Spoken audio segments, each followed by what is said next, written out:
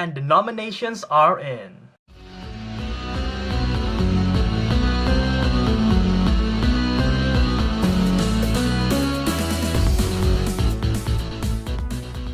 What's up everyone, back with another Gel Movies video, and as I said in the beginning in the intro, you can see from the thumbnail and from the title of this video, yes, the Oscar nominations are finally in, and I'm here to break it down, announce it, and give my personal predictions on who I think will win the Oscars for 2018 based on 2017 movies. Now, this video will be split into two parts. The first part right now, the one that you're watching, I'll be breaking down some of the Oscar nominations which are not the Big Six. If you don't know what the Big Six are, which is Best Picture, Best Director, Best Actor, Best Actress, Supporting Actress, and Supporting Actor. Those will be the Big Six, and that will be in the second part, and you can find that on my channel. But in this one, I'll be breaking down the remaining of the Oscar nominations. But just stick around through this one. You might not care as much of this part as the Big Six, but trust me, this will be fun. There will be lots of interesting debate going on, so stick around with this video. Alright, to start off, let's start off strong with the Best Original Screenplay. I'm looking to my left here, I got my laptop over here, I got my notes, and in here, Best Original Screenplay, the nominees are The Big Sick, Get Out, Lady Bird, The Shape of Water, and 3 Billboards Outside Ebbing, Missouri. Now, surprise for this one? Not much. I'm really happy though that The Big Sick got nominated. I'm super happy because we don't know if the Academy is going to recognize The Big Sick, but they do recognize Big Sick, and Big Sick getting nomination is big. No pun intended. Get Out, of course, Lady Bird, 3 Billboards getting nominations. But I think, in my opinion, who will win the Best Original Screenplay is going to be The Shape of Water. This is going to be a really close one between Shape of Water and 3 Billboards Outside of Ebbing, Missouri. Oh god, that's a mouthful. But those two movies are really spectacular. They're neck and neck in my opinion. I've seen both of them. They're very different too. So it's going to be interesting which way it's going to be. But my personal opinion and my prediction, if I have to predict, I think The Shape of Water will win this one for Best Original Screenplay. Alright, moving on, we have the Best Adapted Screenplay. Now, this one when the nominees was announced this morning, I was watching it live, when one of them, you might guess, one of them, when they say the name of this movie, I literally shrieked. I was like pumping fist in the air. I'm like, yeah! Yes! And I was screaming the name of the movie. Anyway, here are the nominees. Call Me By Your Name, The Disaster Artist, Molly's Game, Mudbound, and the one where I was screaming all over, Logan. Yeah! Logan, man! Woo! Anyway, that was such a surprise because I was hoping for that one so much. I know it's based on a comic, so I was being realistic. The most likely chance they get nominated is Best Adapted Screenplay. I talked to some people and they say they're like, I don't think that's going to happen, but I'm like, I was hoping. And yeah, Disaster Artist also was great. Molly's Game, I haven't seen Molly's Game yet, but I've seen the rest. And even though I'm really hyped for Logan getting nominated, I don't think it have a chance, but I don't think it's going to win this one. I think this one's going to go to Call Me By Your Name. It is such a great movie, such a moving, very realistic take on it's very realistic on a real life love story. So I feel like Call Me By Your Name will win this one. But if it's a close runner-up, I'm hoping for Logan, but I feel like Mudbound might get it. Mudbound is such a gritty, it's a really great movie. And yeah, Disaster Artist, Molly's Game, and Logan, of course, they're in the nominees, but I think this Call Me By Your Name will get this one in the bag for Best Adapted Screenplay. Now, we are moving on to Best Visual Effects. Alright, for Best Visual Effects, we have Blade Runner 2049, we have Guardians of the Galaxy Volume 2, we have Kong Skull Island, we have Star Wars The Last Jedi, and finally War for the Planets of the Apes. Also, when I was seeing this live, when I heard War of the Planet of the Apes being announced, I was a bit happy because Andy Serkis was announcing it, and I can tell he's happy when he say War for the Planet of the Apes. Okay, for this one, this is a bit tougher. Kong Skull Island is a surprise because it do have great visual effects, but I didn't actually consider that. But it's really great. Guardians of the Galaxy was a surprise to me, even though they have great visual effects, but I didn't think of it that way. And okay, the possibilities for this one, in my opinion, is either Blade Runner 2049, because it's just so mesmerizing what they can do with the visuals of being in 2049, the year 2049, the advances technology, AI, everything. So that's surprising. Well, not surprising. That's really astonishing, their visual effects. But I think the Academy will award War for the Planet of the Apes for this one, and I also want War for the Planet of the Apes to win this one because, first of all, they make dudes and women in ping pong balls look like realistic apes. If you can do that, you should win Best Visual Effects. You cannot tell me when you're watching War for the Planet of the Apes, you actually think that is a guy wearing ping pong balls acting.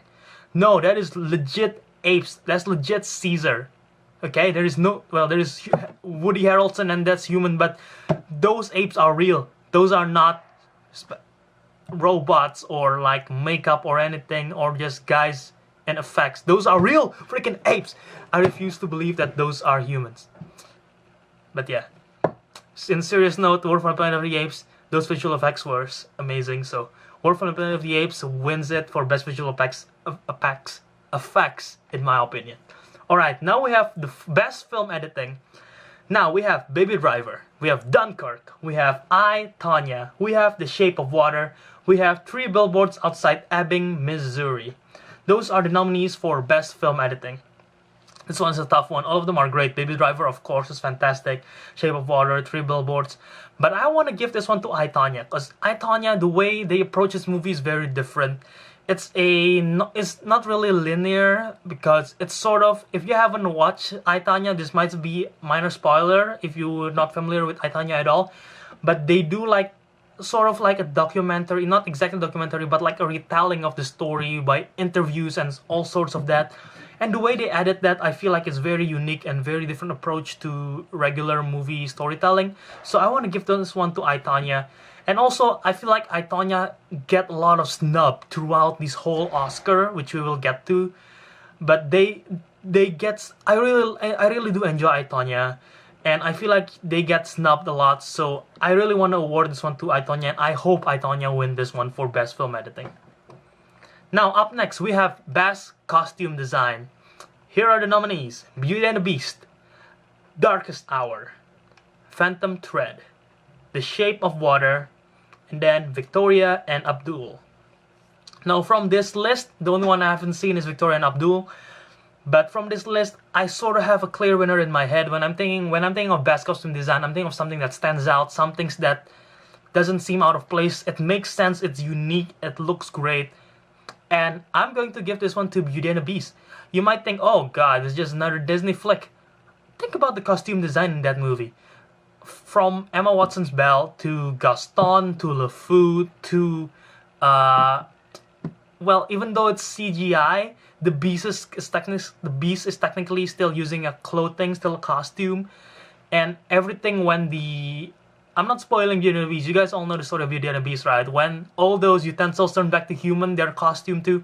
Those really stand out, in my opinion. Not just the color palette, the design, the medieval French-ish design. So I feel like those Beauty and the Beast should get awarded for best costume design. Phantom Thread and Darkest Hour looks great, but then again, those are like not medieval. What's it called? I don't know. The word's not coming to my head, but it's like those way back industrial era of England, or the one Phantom Thread and Shape of Water. Also, it have great in like a setback in. The words are not coming in my mouth. Basically, like a old-fashioned style in America, in Europe, whatsoever. But Beauty and the Beast, it brings like a fantastical sense to it, alongside with the war-torn French era. So that is very interesting to me, and I feel like Beauty and the Beast deserve this one for best costume design.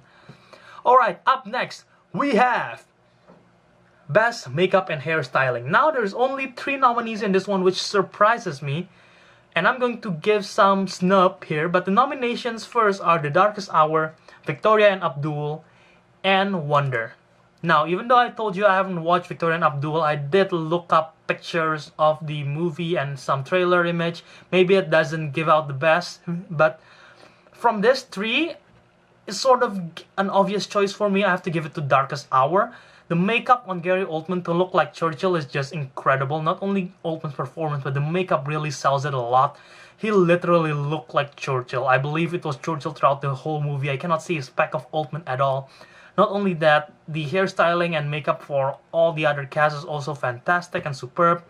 Wonder is surprising because I wasn't thinking of Wonder when the nominees coming out. In my head, I was thinking of something else, which I will tell soon. But when they say Wonder, I'm like, oh damn, Wonder got nominated, right? The makeup in that thing is incredible. It's fantastic because Jacob Tremblay, if you don't know Wonder, it's basically him playing a deformed child. His face is deformed, and the makeup on that thing on him was really, it was really stunningly realistic. So that was great. But yeah, Darkest Hour I feel like got this in the bag, and I want to say some snub here. Look at this picture right here. Man, you should definitely get a nomination for this one for makeup and hairstyling. Just look at that hair and look at that clown face. Huh. And also I, Tonya. Tonya's makeup and hairstyling is fantastic. Especially the look on Margot Robbie and Sebastian Stan's character. Also in Alice and Jenny. I really think I, Tonya should get nominated for both makeup and hairstyling in this one. Because they did really good in this one category too. But then again, they only have 3. I think last year they also have 3, which was the award-winning Suicide Squad who eventually get it, but also Star Trek Beyond have it, and I forget the other one. But this 3, Darkest Hour, Victoria and Abdul, and Wonder, have to give Darkest Hour.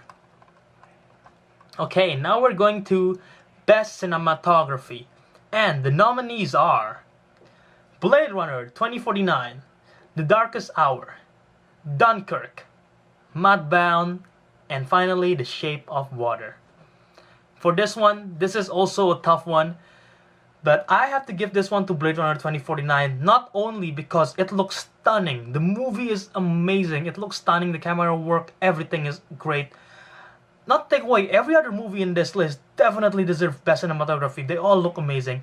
But I'm rooting for 2049 because Roger Deakins is the cinematographer in this movie, and apparently he never win one.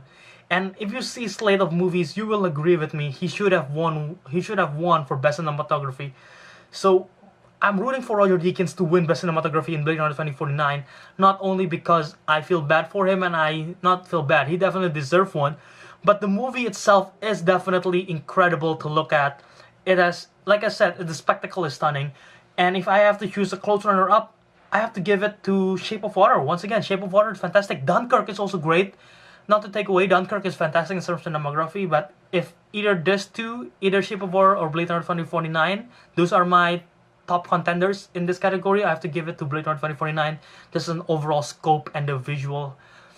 Because when both Dunkirk and Blade Runner 2049, you have to experience in the cinema, experience the whole scope of everything. And I can sort of see Shape of Water being seen in a small screen. But yeah, Blade Runner 2049, just unbelievably stunning. So there you go. For Best Cinematography, Blade Runner 2049. Now, we have Best Production Design. For Best Production Design, we have the nominees are Beauty and the Beast, Blade Runner 2049, The Darkest Hour, Dunkirk, and The Shape of Water. Okay, Best Production Design. This one is a little bit tougher because you have to look not only just look at the production design, the set design in this thing. And because when you're watching the movie, maybe you pay attention to it, but now when you see the list, you have to really look back and think in detail what you think is going to win Best Production Design. I have a strong feeling Blade Runner 2049 might win this again because their set design, production design in that thing was just impeccable. It was so futuristic, 2049 era of the year. It is just so stunning to look at. But the one I'm rooting for is The Shape of Water. Who I want to win is definitely Shape of Water, because when you look at that movie alone, it has such a not groundbreaking, it has the production design in that thing is so fantastic.